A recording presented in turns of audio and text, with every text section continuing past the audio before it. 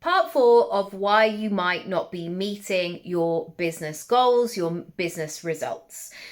I have had to acknowledge my circumstances. And my circumstances have looked and felt very different over the last 25 years. And this has sometimes contradicted what I believed about myself and who I was. So I am the eldest child, the eldest grandchild of both sets of parents, the eldest cousin, and I always had that sense of being responsible, doing the right thing, setting a good example, and that I would be figuring it out.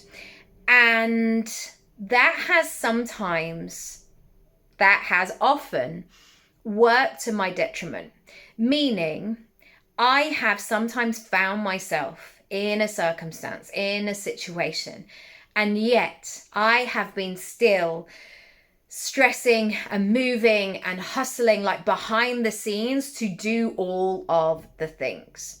And what I've really learnt about business and growth is that we absolutely have to acknowledge my circumstances, or our circumstances, your circumstances. So who I am today in 2025 is different from who I was nearly 6 years ago, or the end of the final quarter of 2019. At that stage I had a nearly 4-year-old and I had a newborn baby.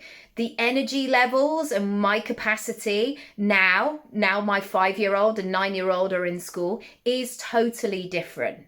But also who I am right now and the capacity that I had in my 20s with all that energy and alcohol and no responsibilities and being able to say yes is completely different.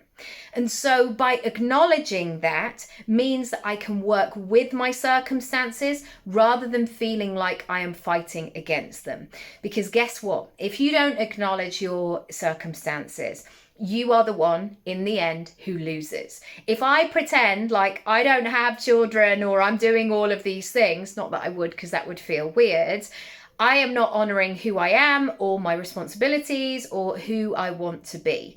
So I give myself wiggle room to be able to support that process. In my 20s, I might have been able to turn something around in 24 hours, no problem at all. Now I give myself 2 or 3 days, and I do it with integrity and thought and discernment.